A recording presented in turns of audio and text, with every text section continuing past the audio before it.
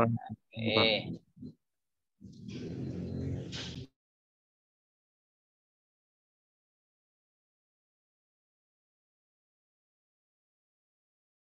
Oke. Ya, kita melanjutkan materi kita. Sebelumnya kita telah disampaikan oleh Bapak Adelhard tentang konsep kestabilan. Nah, sekarang kita masuk pada materi menganalisis kestabilan dan kesalahan dari suatu sistem kendali.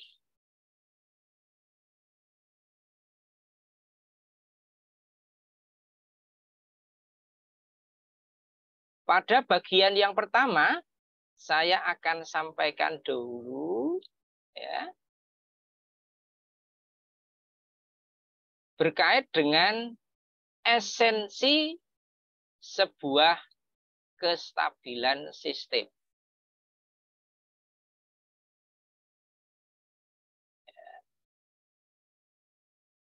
Esensi sebuah kestabilan sistem. Kalau ada satu saja semua pol suatu sistem berada di bagian kanan bidang S, atau yang disebut dengan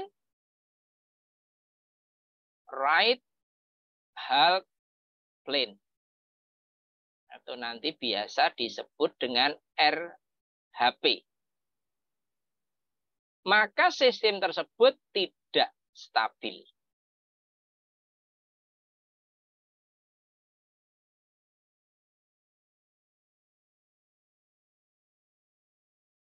Selanjutnya, oleh karena itu, di dalam bahasa matematis, di dalam teori kestabilan ini ya, Sang Pencipta, Sang Maha Pencipta, cukup memerintahkan agar para pol itu tidak pernah masuk ke bidang S bagian kanan untuk menciptakan suatu sistem itu stabil. Sehingga kalau kita gambarkan di sini, ya, sumbu mendatar, sumbu X itu adalah sumbu real atau nyata, sementara sumbu Y adalah sumbu imajiner. Sehingga sekali lagi, tadi cukup Yang Maha Kuasa itu menjadikan pol ini ya, ini tidak berada di sebelah kanan ini, yang diarsir hitam ini. Ini right half plane. Jika ada satu saja, kaidahnya ya, kalau ada satu saja pol itu berada di right half plane, maka sistem tidak stabil. Sehingga Yang Maha Kuasa, Yang Maha Pencipta cukup pol-pol itu hanya berada di sebelah kiri.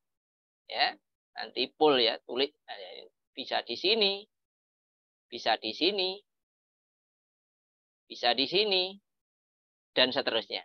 Yang penting tidak atau berada di sebelah kiri imajiner. Ini sebelah kiri, ya, kiri, ya, sebelah kiri ya, sebelah kiri. Sementara di sini sebelah kanan. Maka selama ini berada di sebelah kiri, maka sistem itu adalah stabil, sistem yang stabil. Ini kaidah ini perlu kita pahami agar kita nanti ke depannya bisa mengenali, bisa memahami, sehingga kita bisa mengaplikasikan. Oke ya, sudah beres ya. Nah, sekarang saya hapus dulu. Oke. Berikutnya, kestabilan sistem. Kestabilan sebuah sistem ditentukan oleh tanggapannya terhadap masukan atau gangguan. Jadi, suatu sistem itu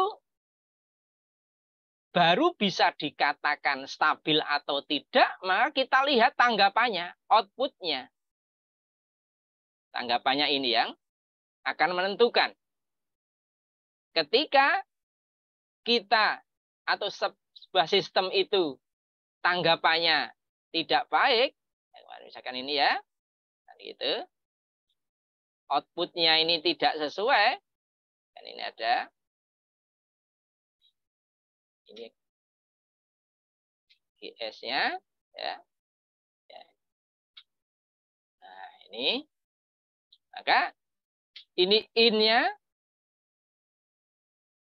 ini outputnya. Karena performa dari outputnya ini yang dijadikan sebuah ukuran, sebuah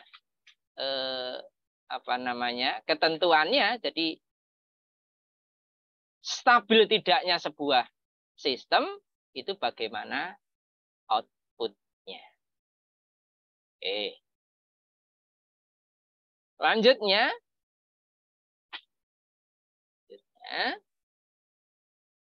secara naluriah, sistem yang stabil adalah sistem yang tetap dalam keadaan diam apabila tidak dirangsang oleh sumber luar dan akan kembali diam.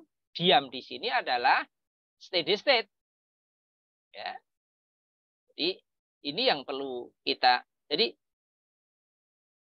ia tetap dalam keadaan steady state ya, tetap dalam keadaan steady state, dan apabila tidak ada dirangsang dari luar, dan akan kembali steady state jika rangsangan itu dihilangkan. Sehingga kita bisa menangkap bahwa sebuah sistem itu benar-benar aktif. Aktif apa? Aktif menghilangkan suatu gangguan.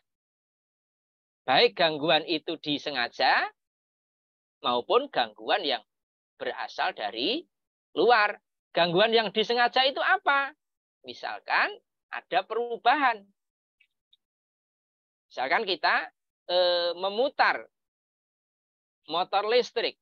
Kemudian kita masukkan, kita bebani atau tambahan beban. Maka mau tidak mau, motor listrik itu pasti akan berkurang putarannya. Karena apa? Bertambah beban. Namun, sistem yang stabil itu meskipun ditambah atau ada perubahan beban, ia dengan seiring berjalannya waktu akan terus tetap atau akan berupaya mengembalikan sesuai dengan set point, sesuai dengan keinginan yang dituju. Sudah sekalian, ya, itu. Sehingga jadi istilah di sini sistem yang stabil adalah sistem yang tetap dalam keadaan diam atau steady state apabila tidak dirangsang oleh sumber luar dan akan kembali steady state jika semua rangsangan dihilangkan. Maka di sini bisa dikatakan